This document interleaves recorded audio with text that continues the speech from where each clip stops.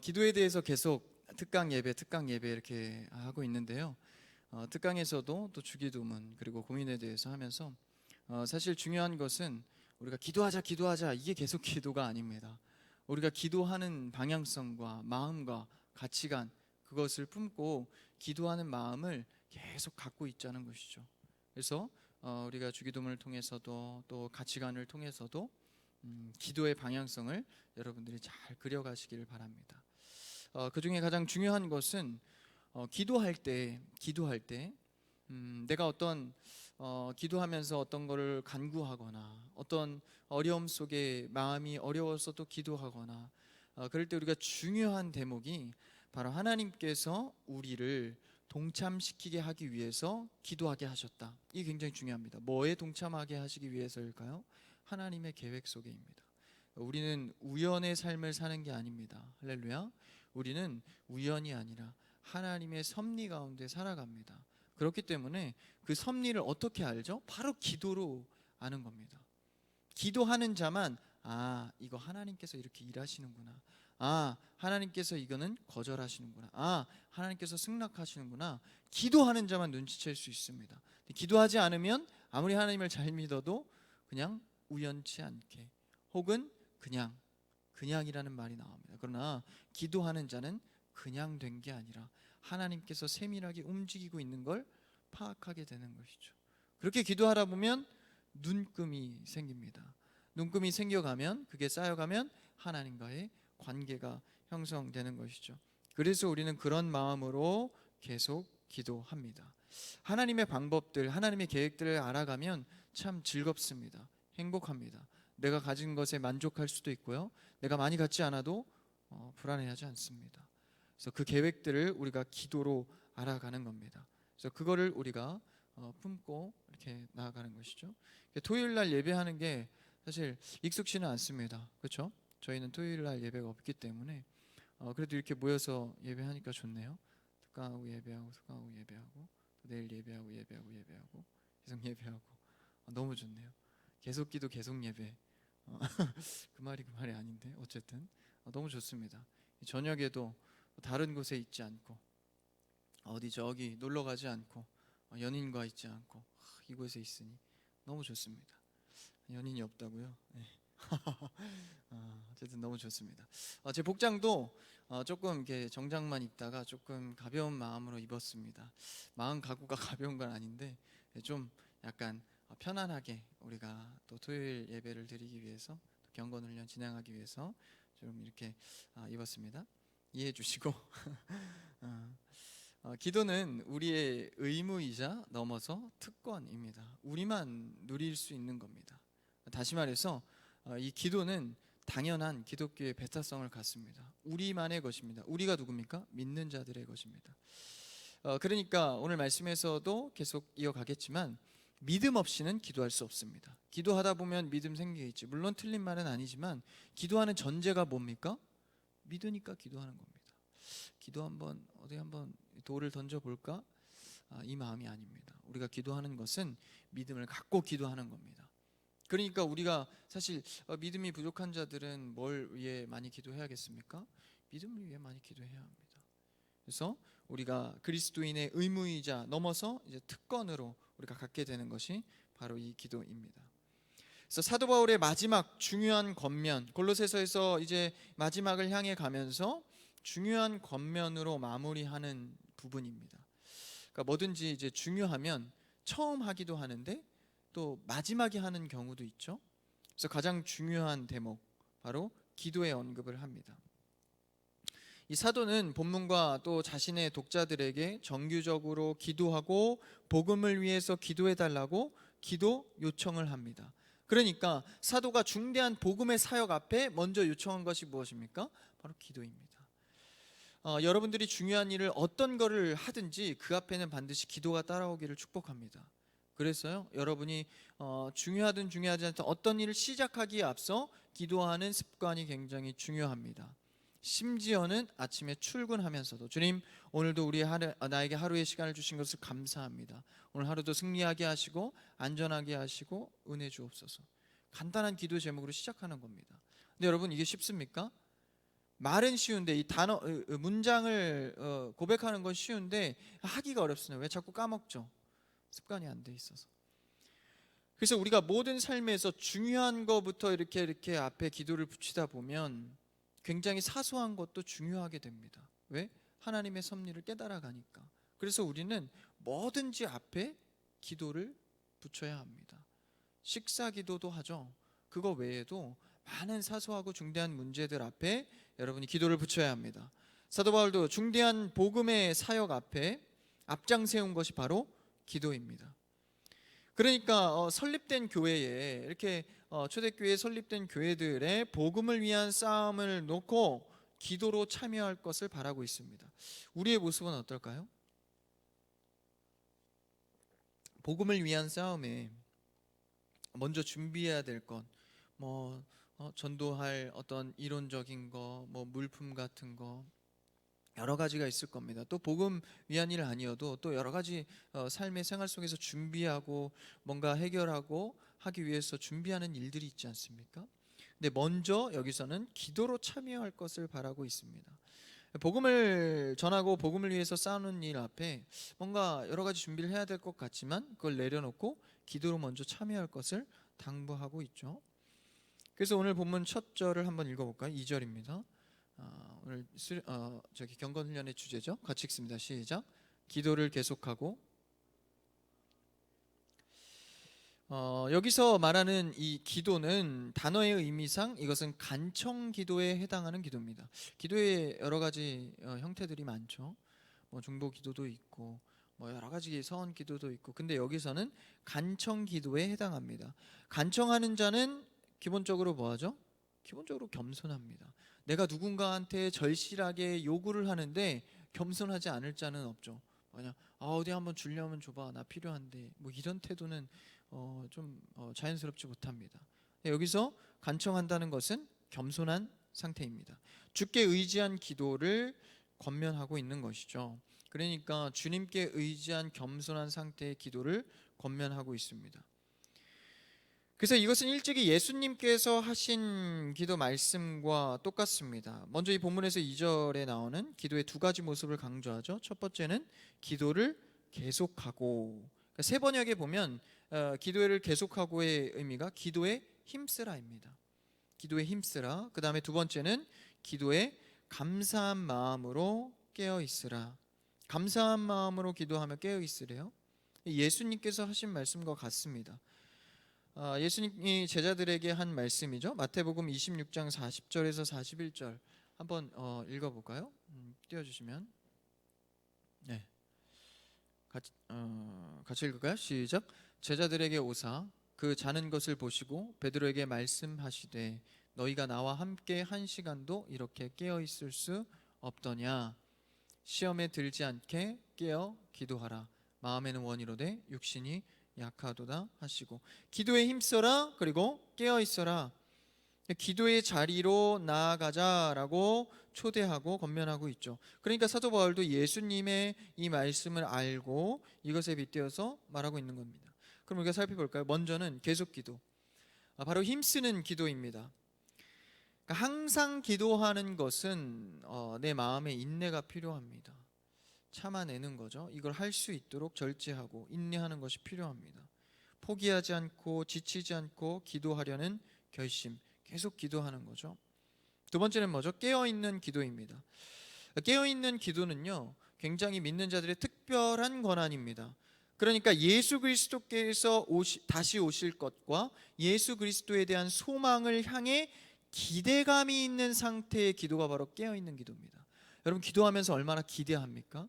그게 바로 깨어있는 기도다라는 거예요. 그러니까 기도하면서 우리는 하나님의 선하신 것에 대해서 기대를 해야 합니다. 근데 기도하면서 불안한 사람들도 있죠. 기도하면서 마음이 먹먹한 사람들도 있습니다. 물론 그것이 잘못됐다 뭐 이렇게 말하는 것은 아니지만 그 마음에서 우리가 계속 돌려야 할 것은 기대의 마음입니다. 근데 왜 기대가 안 되죠?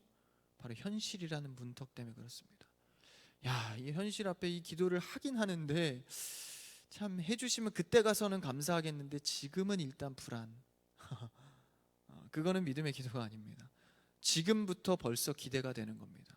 현실의 문턱이 아무리 높아도 우리는 기도로서 기대할 수 있습니다. 아니, 기도만으로 기대할 수 있습니다. 다른 어떤 것도 우리가 기도할 수 없죠. 그 현실의 문 앞에서.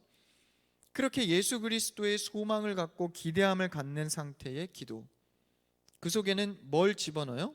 감사의 제목을 집어넣습니다. 그러면 우리가 기대하며 기도하려면 이 안에 들어가 있는 요소가 감사기도 제목이 반드시 있어야 합니다.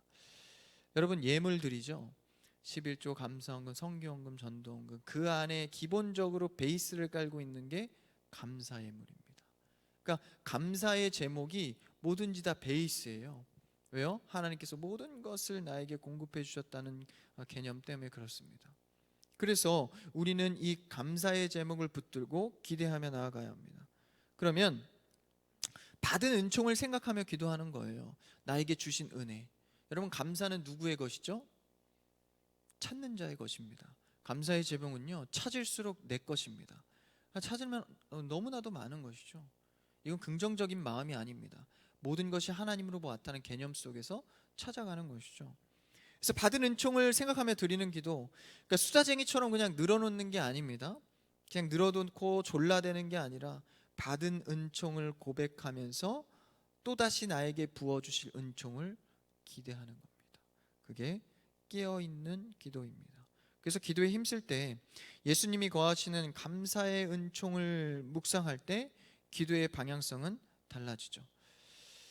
지금 이제 코로나 시대죠. 그래서 이제 다른 교회 청년이나 다른 교회 제가 아는 사역자분의 교회 같은 경우에 참 위험한 경우들이 있어요. 코로나가 오면서 이제 교회에서 변화돼야 될 모습들이 굉장히 많잖아요. 온라인 예배를 한다든지, 아니면 예배를 이제 대면 예배를 못 하고 이제 막아야 한달지, 혹은 이제 막 방역을 하고, 이런 되게 많이 격변하는 속에서 신앙의 성경적 가치는 유지하면서 우리가 판단하고 결정해야 된단 말이죠. 그것도 불법하는 것도 어디까지가 우리가 인정되고 도용돼야 하는지도 애매합니다. 그러면서 뭐가 보여지죠? 건강한 교회가 그때 나타납니다. 위협이 오고 어려움이 오면요, 그때 건강한 교회가 어딘지가 나타납니다. 그래서 평소에는 그냥 교회 좋다 좋다 하다가 이런 위기 때 교회가 하는 모습을 보고 이상한 겁니다. 사실 이상하게 못 느끼는 사람도 있어요. 그 안에서 계속 신앙생활을 했으니까. 그때 드러나는 겁니다. 교회가 좀 이상하다. 막 불법을 행하고 무슨 정치판에 나가서 막 누구랑 싸우는지는 잘 모르겠어요. 근데 막 뭐가 화가 많이 나 있어. 자꾸 싸우고, 그리고 자꾸 말씀을 전하고 기도하는 때입니다 해야 되는데 막 이상한 그런 편법적인 일들을 막 행하고, 그렇죠? 코로나는 뭐 어떻게 개인적인 생각으로 막 이겨내야 된다 그러고 막 때리고 뭐 이런 일들이 행해지는 거예요. 그러면서 우리는 그 위기 때에 건강한 교회인지 아닌지를 보이는 겁니다. 그래서 제가 감사한 것은요, 우리 교회를 보니까 참 그런 부분이 감사해요. 성도님들이나 사역자나 교회 안에서 행해지는 모습들이 굉장히 성경적이고 고민을 굉장히 많이 합니다. 어떻게 해야 될까? 지금은 법 테두리 안에서, 지금은 조금 더 우리가 진취적으로 나가야 될 때, 그리고 지금은 잠잠해야 될 때, 기도해야 될 때, 예배를 더 추구해야 될 때, 이런 적절한 조절들이 굉장히 생각보다 어렵습니다. 건강한 교회인지 아닌지를 체크할 수 있죠. 볼 수 있습니다. 그래서 저희 교회를 볼 때 제가 얼마나 감사한지 몰라요. 다른 교회들의 그런 모습들을 보면서 새삼 내가 이 교회를 다니고 있다는 게 너무 감사한 거예요. 여러분, 그러지 않았습니까? 저만 감사한 겁니까? 정말 그렇지 않습니까? 만약에 내가 이 교회가 갑자기 위기가 왔는데 막 세상에서 막 이상한 교회와 그거보다 막 더 심하게 우리 교회가 흘러가, 그럼 이거 뭐 내 신앙이 여기서 털을 지금 내리고 있는데 오도 가도 못하고 이거 그게 맞나 싶기도 하고. 근데 그게 아니라는 것에 너무 감사한 겁니다. 그러니까 내가 그 감사한 은총을 묵상할 때 기도의 방향성을 달라집니다. 그 감사를 찾았을 때 나의 기도의 방향성은 달라지는 것이죠. 더욱더 교회를 위해 기도하고, 참 이 교회에 감사한 것에 내 신앙에 대해서 참 열의를 느끼고 기도의 방향성이 달라집니다. 그 감사의 은총을 통해서 내가 기도할 방향이 달라졌다는 겁니다. 그러면서 또한 기대를 하죠. 이 감사의 제목을 갖고 또 부어주실 다음의 감사의 은총을 기대하게 됩니다. 여러분 감사의 기도 제목을 담아서 깨어있는 기도하시기를 축복합니다. 기대하는 기도하십시오. 그래서 골로새서 성도들 뿐에게 아니라 예수님께서도 이제 승천하시기 전에 예루살렘 이 성전에 모여서 기도하라 하라 명령하시죠. 그래서 예수님 하나님의 때에 응답하실 때까지 기도하라고 말씀하십니다. 그래서 예루살렘에 이제 예수님이 승천하시고 난 뒤에 예루살렘에 모여서 기도를 하죠. 사도 바울도 계속해서 쉬지 말고 기도하라. 데살로니가전서 5장 17절에 그렇게 말하고 있죠. 같이 한번 읽어볼까요? 같이 읽어보죠. 시작. 쉬지 말고 기도하라. 쉬지 말고 기도하라. 오늘의 말씀의 주제와 비슷하죠. 계속 기도하라. 힘써 기도하라. 그래서 계속 기도하라. 그럼 이걸 묵상해 보면 우리가 오해할 수가 있어요. 기도의 행위를 멈추지 말고 계속 하라는 건가? 계속 기도의 자세로 혹은 계속 기도 시간을 늘려가라. 이 행위를 계속해라. 그러면 이것은 아닌 것 같습니다. 그렇죠? 감사로 깨어있는 기도, 예수님에게 기대감이 있는 기도, 인내심이 필요한 계속하는 기도, 이러한 것인데 이것이 어떤 것입니까? 그러니까 이런 것이죠. 우리의 육신은 약하고 굉장히 악합니다. 그래서 기도하고 성경 필사하고 오늘도 아까 카페에 모여서 막 밀린 숙제하듯이 깜지를 써내려가면서 앞서거니 뒤서거니 난 다 했다. 넌 어디까지 했니? 8장은 고비야. 이러면서 참 잘하고 있다고 해야 될지 그 자체가 저는 아름답습니다. 그 자체가 그렇죠?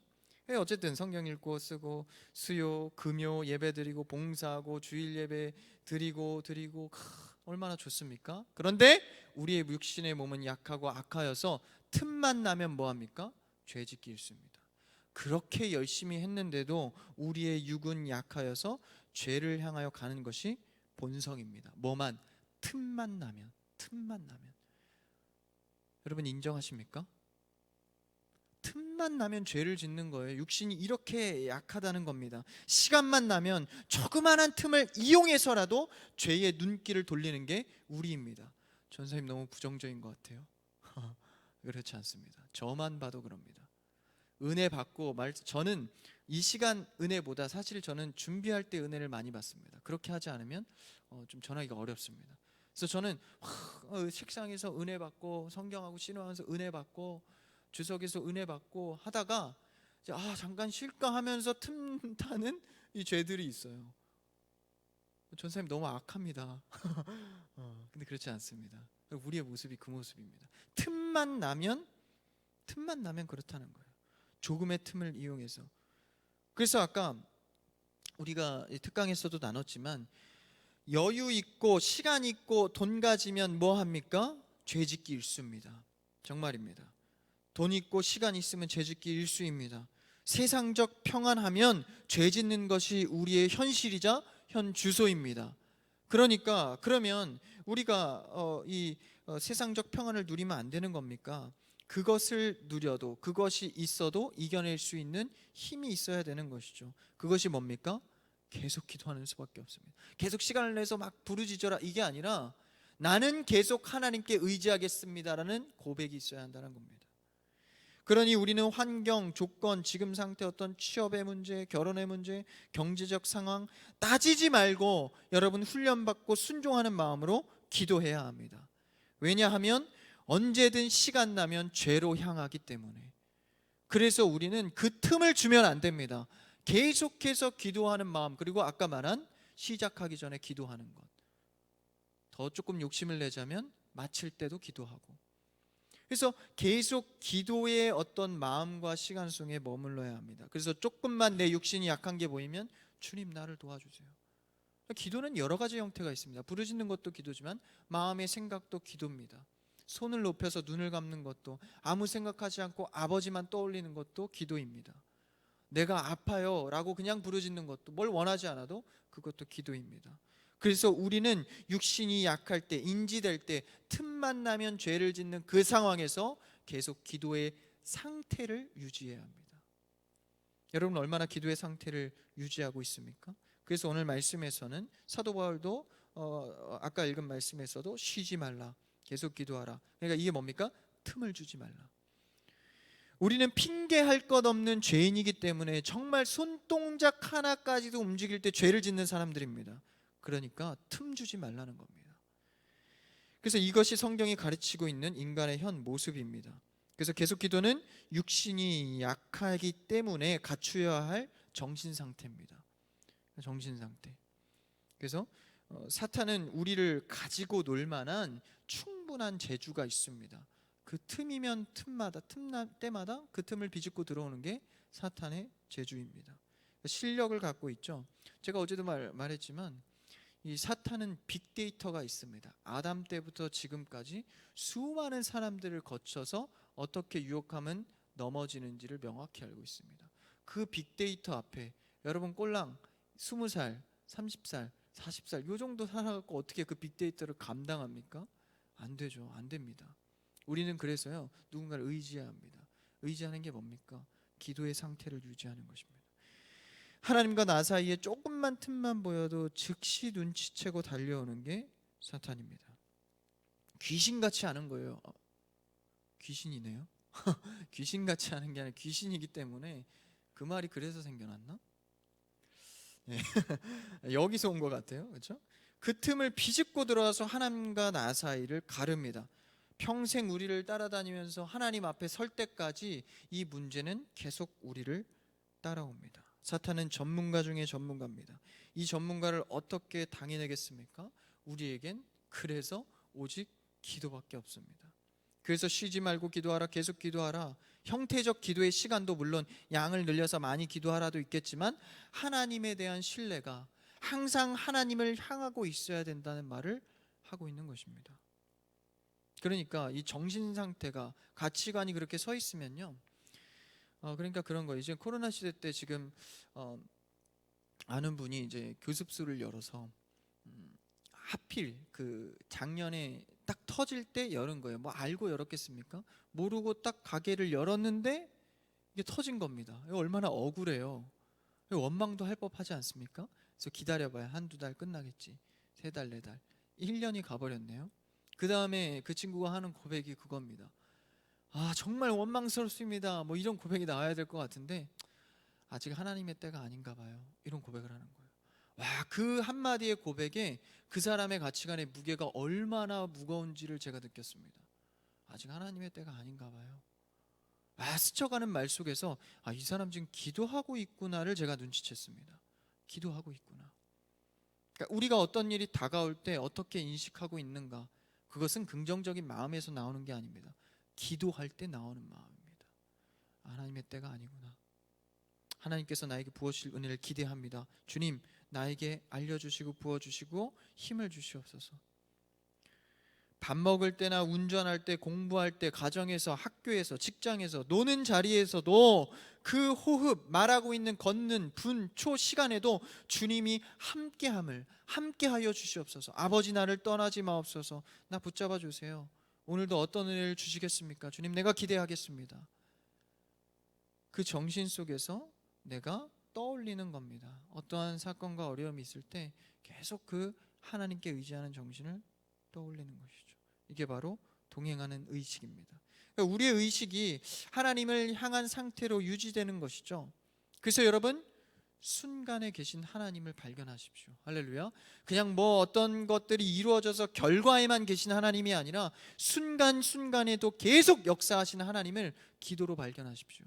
그리고 기도 외에는 발견할 수가 없습니다. 왜 그렇죠? 외부로부터 기도의 은혜가 응답, 그러니까 기도의 은혜가 임해야 알 수 있는 영역입니다. 하나님께서 순간순간 계획하는 것을 내 내적인 지적 깨달음으로 알 수 있는 게 아니에요. 외부의 공급이 필요합니다. 그래서 기도해야 하는 것이죠. 순간에 계신 하나님을 발견하십시오. 이제 이렇게 삶을 이끌려 가다 보면 기도 생활을 하게 됩니다. 헌신하는 의미로 드리는 것이죠. 기도 생활을 합니다. 그래서 기도 생활하는 대표적인 인물이 있죠. 우리도 자주 살펴본 인물인데 바로 다니엘입니다. 기도의 습관이 어떠했죠? 다니엘 6장 10절을 한번 읽어볼까요? 6장 10절 같이 읽읍시다. 시작. 다니엘이 이 조서에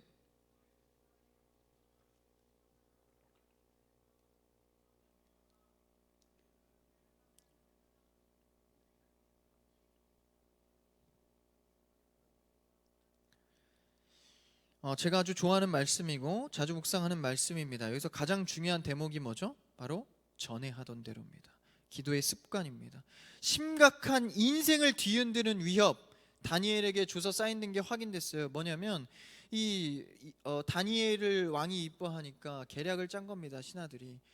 다니엘을 어떻게 하면 괴롭히고 죽일 수 있을까? 왕에게 가서, 참 왕이 제일 가는 신 아닙니까? 왕 외에 절하고 기도하는 자에게 엄벌을 내립시다. 죽입시다. 그 조서에 날인을 한 겁니다. 그걸 다니엘이 알았습니다. 그럼 이제 하나님께 기도하면 어떻게 되는 거예요? 죽는 겁니다. 죽는 겁니다. 여러분, 이게 가히 상상이 되십니까? 죽는다고요. 이게 상상이 됩니까? 기도를 하면 죽는다는 겁니다.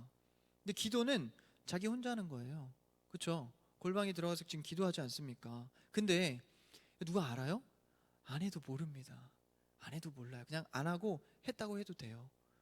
안 해도 되는 겁니다. 근데 전에 하던 대로 습관을 따라 기도했다는 겁니다. 여러분, 이 무게감은요, 절대 내가 그냥 감정적인 즉흥적으로 나올 수 없는 부분입니다. 그냥 습관적으로 내가 하나님을 의지하던 방법대로 가는 겁니다. 그러니까 우리 의지가 부족하니까 뭘 사용하는 거예요? 습관을 사용하는 겁니다. 여러분, 예배를 습관적으로 드린다. 그 율법적인 것 같은데요. 여러분, 그렇지 않습니다. 죄의 속성을 깨달으면 습관이 더 옳습니다. 습관으로 하나님 앞에. 그래서 주일이 되면 그냥 성경책 딱 들고 그냥 가는 이 어떤 자연스러움, 여러분, 저는 이것을 좋게 봅니다. 이 습관이 어우러진 그 사람의 가치관 속에는 이미 하나님을 의지하는 마음이 싹트고 있는 것입니다. 그래서 이 상황에 기도하게 한 것이 아니라, 심각한 위협이 기도하게 한 게 아니라, 나는 그냥 전에 하던 대로 한 것입니다.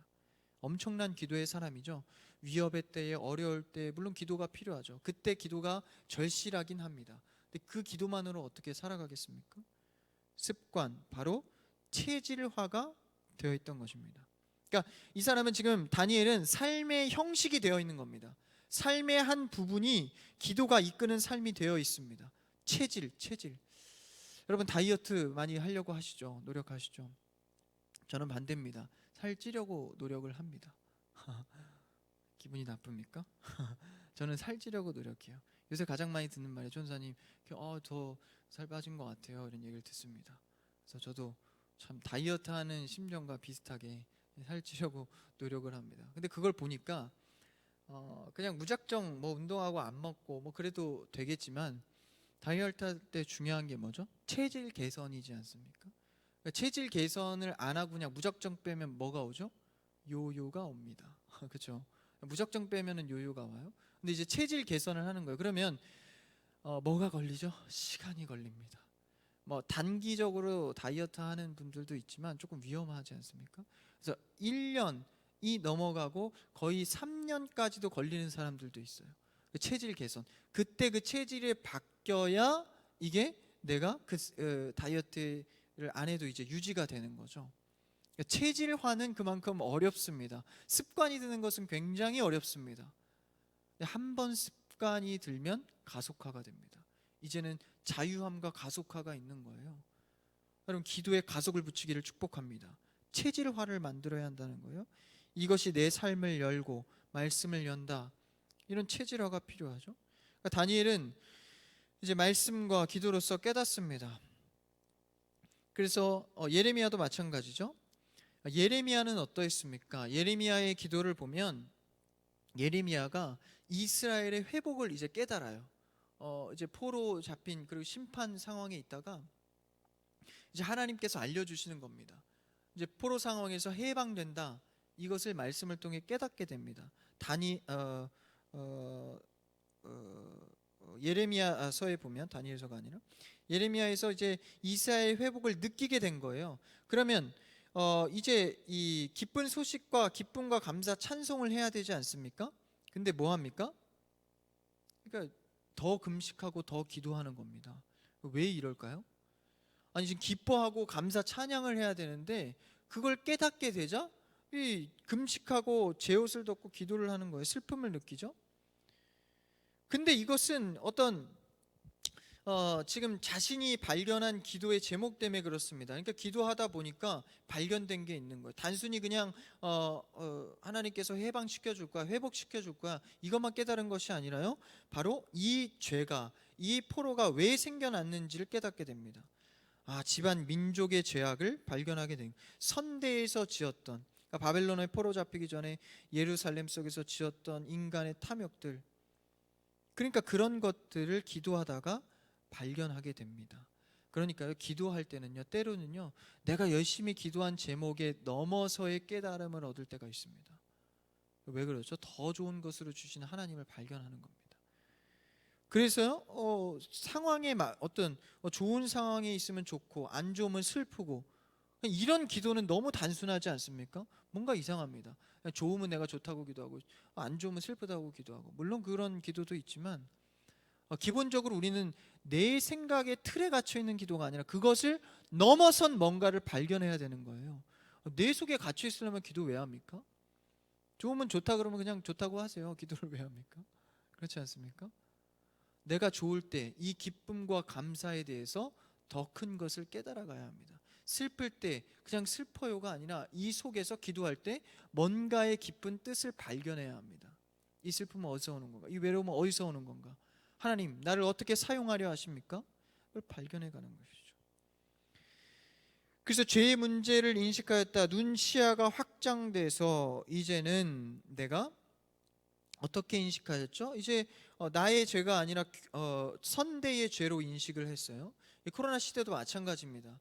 그냥 단순히 그냥 하나님께서 뭔가 좀 어려움을 주셨네가 아니라 교회의 죄, 신앙인으로서의 죄로 확장해 갑니다. 그렇죠? 여러분, 코로나의 어려움, 질병의 어려움, 이런 것들은 다 뭡니까?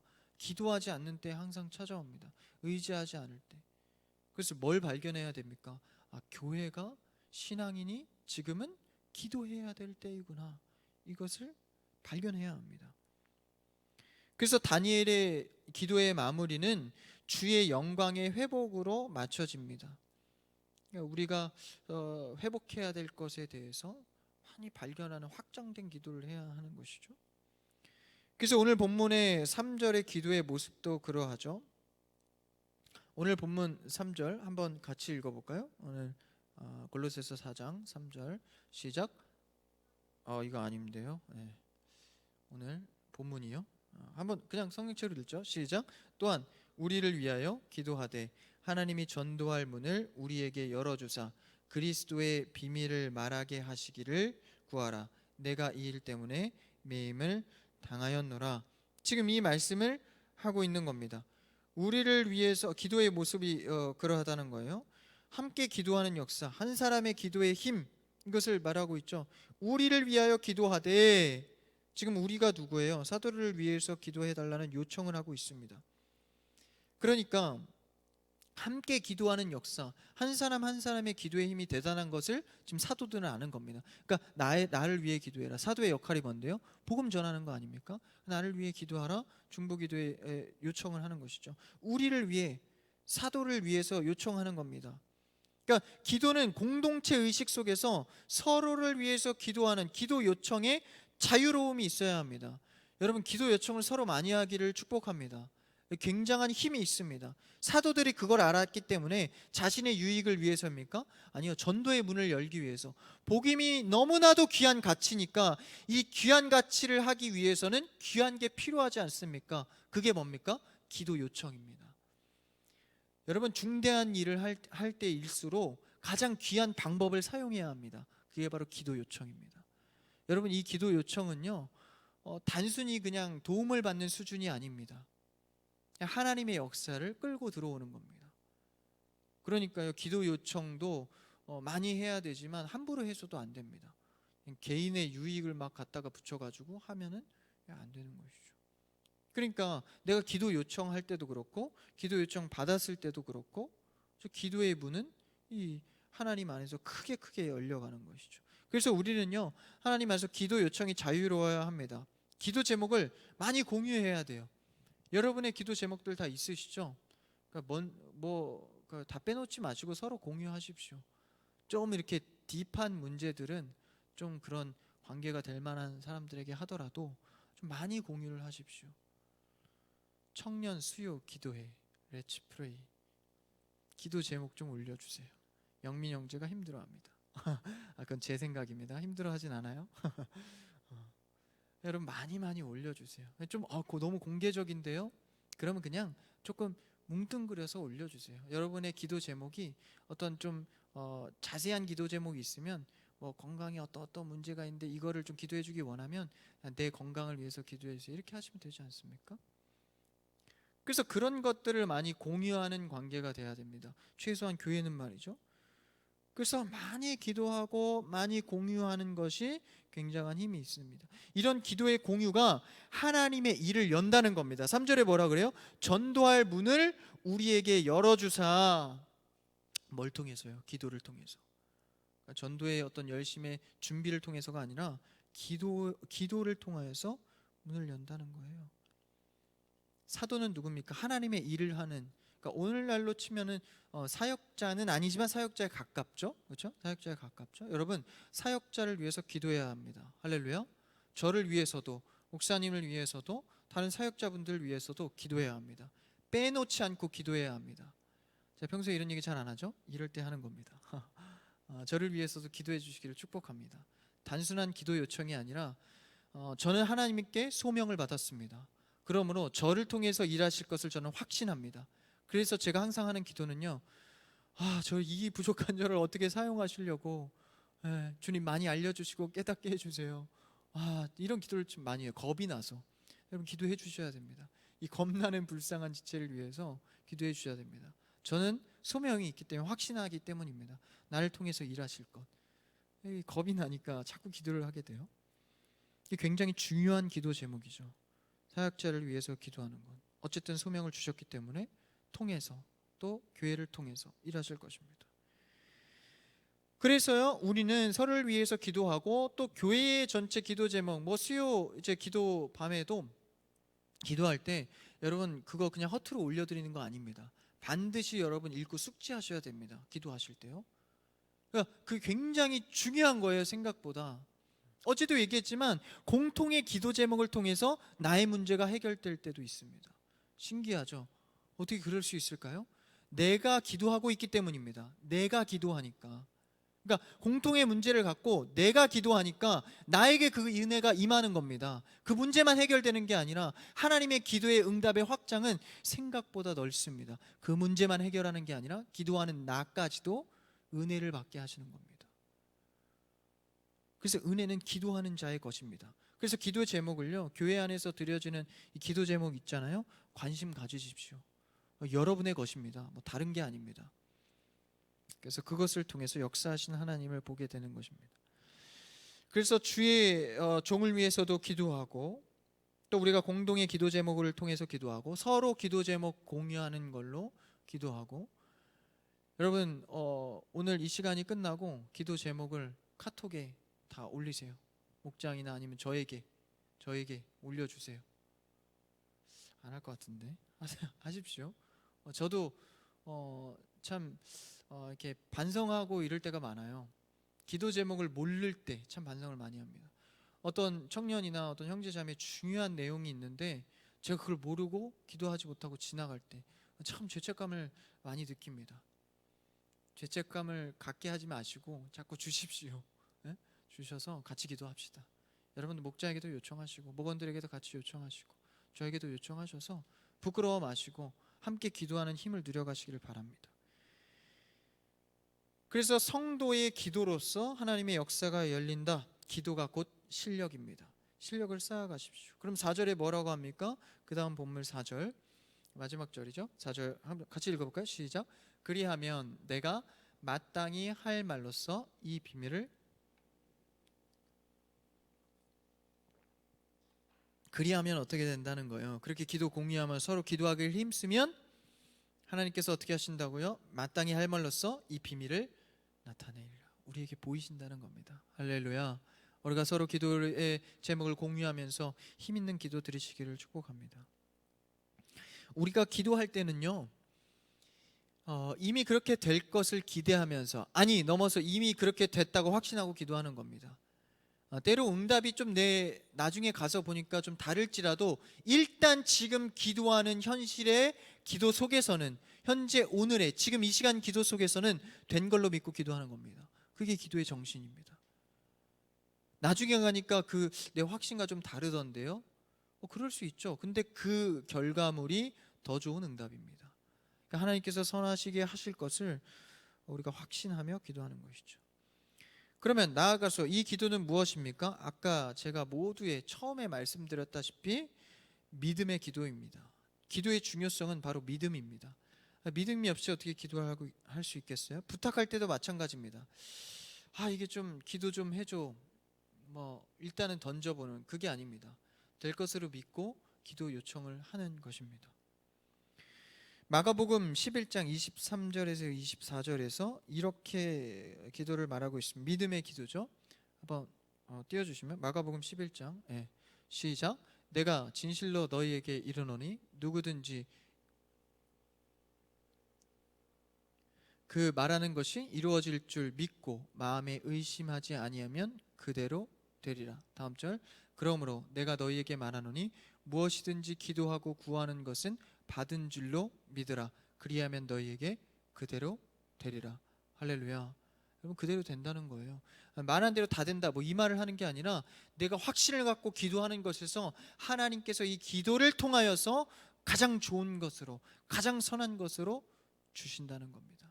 믿으십시오. 믿는 기도 하시기를 축복합니다. 그래서 기도와 믿음은 같은 성질입니다. 믿음이 있는 자가 기도의 자리로 나아갈 수 있는 것이죠. 기도 부탁할 때도 공유할 때도 믿음으로 하십시오. 그래서 하나님은 우리의 믿음을 위하여서 뭘 보내주시죠? 심지어는 성령을 보내주십니다. 그것을 위해서 예수 그리스도가 또한 지금도 하나님의 우편에서 우리를 위해 기도해주고 계십니다. 중보자가 되시죠. 그래서 믿음이 떨어지면 여러 신앙에 안 좋은 현상들이 일어납니다. 그러면서 다시 한번 믿음을 채워가는 신앙생활을 해야 하는 것이죠. 그래서 우리는요, 신앙생활 하면서 어떤 수양을 하거나 좋은 성격을 만들거나 그게 아니라 단 한 가지입니다. 믿음 지키는 훈련하는 겁니다. 그 믿음을 지키면 내가 기도의 문, 그러니까 기도와 믿음을 지키려는 것에 안간 힘을 쓰는 것이 결국 모든 일들이 열려지는 것입니다. 믿음 없이는 덕과 지식과 절제와 인내와 경건과 사랑까지도 할 수가 없습니다. 그 말씀이 베드로후서에 나와 있죠. 1장 5절에서 7절을 한번 읽어볼까요? 앞에 있습니다. 시작. 그러므로 너희가 더욱 힘써 너희 믿음의 덕의 지식을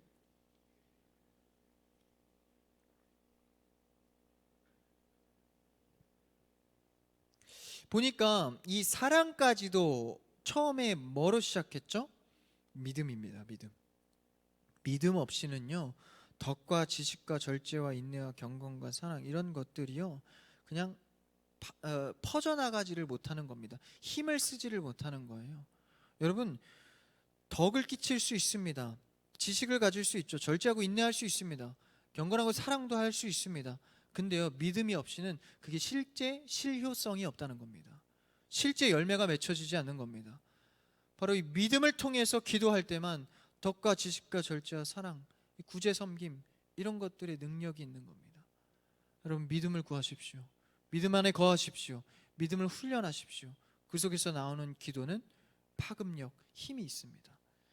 그래서 우리는 믿음을 붙잡아야 합니다. 여러분들이 기도하기 전에 먼저 믿음을 세워달라고 간절히 구해야 합니다. 그래서 계속 기도는요, 믿음을 지키는 절절한 싸움의 무기입니다. 선한 하나님의 힘에 여러분 맡겨드리는 기도하기를 바랍니다. 이 나병 환자가요, 예수님께 요청을 합니다. 뭐라고 요청을 하냐면, 주여 원하시면 저를 깨끗하게 하실 수 있습니다. 마태복음 말씀에 나오죠. 주님께서 원하시면 나를 깨끗하게 할 수 있습니다. 이 믿음이 어떤 믿음입니까? 하나님께서 필요가 중요하다는 거예요.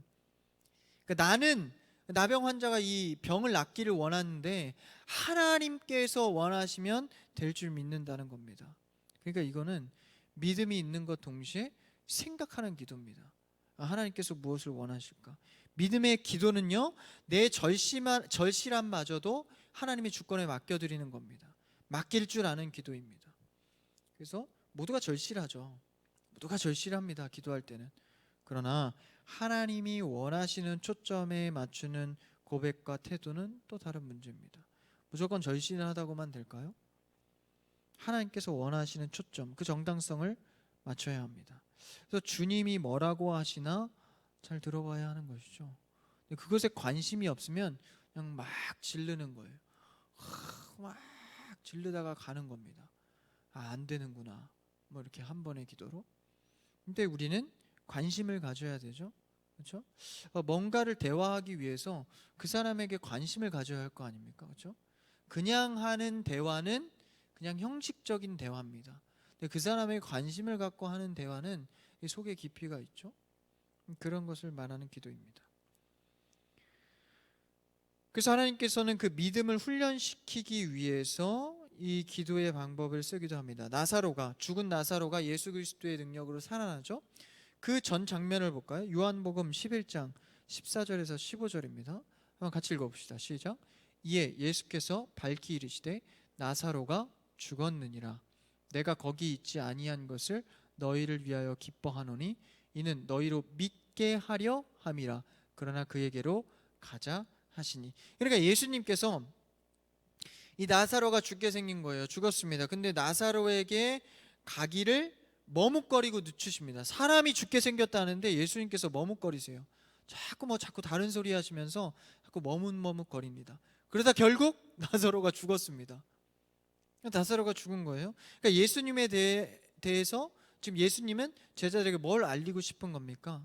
믿음에 대한 훈련. 그러니까 주님 때가 늦었어요. 네, 때가 늦었어요. 하나님 지금 들어주셔야 되는데요. 하나님 지금이 타이밍입니다. 지금 나에게 응답해 주세요. 주님 나는 이게 필요합니다. 그거 말고요. 이것만이. 그러다가 내 타이밍이 지나가 버린 거예요. 주님 이게 뭡니까? 내가 지금 필요하다고 했잖아요. 이걸 통해서 이 기도를 통해서 뭘 가르치는 겁니까? 하나님의 믿음을 가르치는 겁니다. 그래서 결국 죽고 난 뒤에 예수님이 그때 가서야 자 이제 가자. 내가 너희들에게 이 믿음을 가르치기 위함이었다. 이제 가자. 이렇게 말씀하시는 거예요. 여러분 우리는 실패한 기도를 여길 때가 많습니다. 내가 기도했는데 자꾸 방향성이 달라. 응답이 없어. 현실적 보이는 응답이 없어. 그러니까 자꾸 불안해집니다. 근데 여러분 그것은 불안한 게 아니라 믿음을 훈련시키기 가장 좋은 때입니다. 그래도 계속해서 우리는 붙잡고 가는 겁니다. 기도의 제목이 조금 달라졌을지라도, 기도의 제목이 좀 틀어졌을지라도 계속 붙들고 기도하는 겁니다. 그래서 결국 생명의 주관자이신 예수님께서 나사로를 살립니다. 그럼 결국 우리의 기도는 더 큰 것으로 믿음까지 갖게 되고 더 큰 것으로 응답된 것입니다. 그래서 믿음은 내 쪽에서 확신을 갖는 게 믿음이 아닙니다. 예수 그리스도에 대해서 알아가고, 그렇죠? 그러니까 내 쪽에서 확신을 가지려면 어떻게 해야 돼요? 내 기도가 그냥 응답되면 됩니다. 바로바로 즉각. 여러분 기도는 자동 판매기가 아닙니다. 내가 어느 양을 설정을 해서 이 양만큼 기도하면 자판기가 나오는 것처럼 그게 아닙니다. 여러분 하나님은 우리가 원하는 것보다 더 큰 것을 가르쳐 주기를 원하십니다. 우리가 기도하는 것 응답 뒤에 숨겨진 것을 발견해 가기를 원하는 것이죠. 그래서 이 기도 응답은 자판기처럼 내 쪽에서 확신을 갖는 게 아닙니다. 예수님에 대해서 알아가는 거죠. 그 성품과 그 능력과 그 응답이, 그의 응답이 어떠하심을 우리가 알아가는 겁니다. 그 믿음의 기도를 통해서 내 믿음, 내 식대로의 믿음이 아니라 예수님의 능력을 알아가는 그 믿음의 기도를 통해서 이제 우리는 기적의 일들을 바라보는 일들만 남은 겁니다. 그게 바로 깨어 기대하며 기도하는 것이죠. 그래서 직장의 문제, 결혼의 문제, 가정의 문제, 여러분 믿음으로 굳세게 기도하십시오. 할렐루야. 믿음으로 기도하십시오. 될 것으로 여기고 아니요 된 줄로 확신하고 그냥 된 것으로 여기고 하십시오. 저도 그렇습니다. 저도 이런 가정의 문제, 결혼의 문제, 가정의 평안의 문제 여러 가지 기도할 때요. 저도 이 확신을 갖고 기도합니다. 자꾸 나이가 차면서 불안감이 올 때도 있지만 저는 중심은 흔들리지 않습니다. 그냥 믿는 거예요. 그러면서도 그냥 확신만 갖고 가만히 있는 게 아니라 내가 하나님의 성품, 예수님의 능력을 알기 위해서 계속해서 나의 신앙을 발전시켜 나가는 것이죠. 기도 제목이 변하기도 하고 방향성들이 다르기도 하고 행함이 달라지기도 하고. 여러분, 우리의 믿음의 기도는 하나님이 행하십니다. 그러니까 그 행하심을 기대하면서 열심히 기도하십시오. 요한복음 14장 13절에서 14절을 우리가 마지막으로 한번 읽어볼까요? 같이 읽습니다. 시작. 너희가 내 이름으로 무엇을 구하든지 내가 행하리니 이는 아버지로 하여금 아들로 말미암아 영광을 받으시게 하려 함이라. 내 이름으로 무엇이든지 내게 구하면 내가 행하리라. 할렐루야. 예수 그리스도의 이름을 의지하면서. 왜요? 그의 성품을 알아가고 그의 능력을 알아가기 위해서 내가 기도하는 겁니다. 여러분, 확신을 갖고 기도하십시오. 확신 가운데 기도에 머무시는 여러분 되기를 축복합니다. 오늘의 말씀을 정리합니다. 여러분, 우리는 죄의 틈을 주지 않는 기도를 해야 합니다. 틈만 나면 밀고 들어오는 사탄의 공격들, 죄들, 여러분 틈타지 못하도록 기도의 습관을 들이시기를 축복합니다. 체질 개선을 말하죠. 두 번째는 무엇이었습니까? 기도의 부탁을 할 수 있어야 합니다. 기도의 제목을 공유할 수 있어야 합니다. 기도 요청을 많이 하십시오. 위에서 기도하십시오. 공동체의 기도 제목을 갖고 기도하십시오. 하나님께서 여러분에게 큰 기도의 문을 여실 것입니다. 마지막에 무엇이었죠? 믿음을 기초로 기도하십시오. 믿음을 쌓아가며 기도하십시오. 여러분이 기도하고 응답받고 기도하고 응답받는데 믿음이 쌓여가지 않는다면 여러분의 기도를 점검하십시오. 믿음이 쌓여가는 기도하시기를 축복합니다. 믿음으로 확신을 붙들고 오늘도 이 밤 기도 가운데 하나님께서 이루실 것을 기대하며 기도하는 여러분 되기를 축복합니다.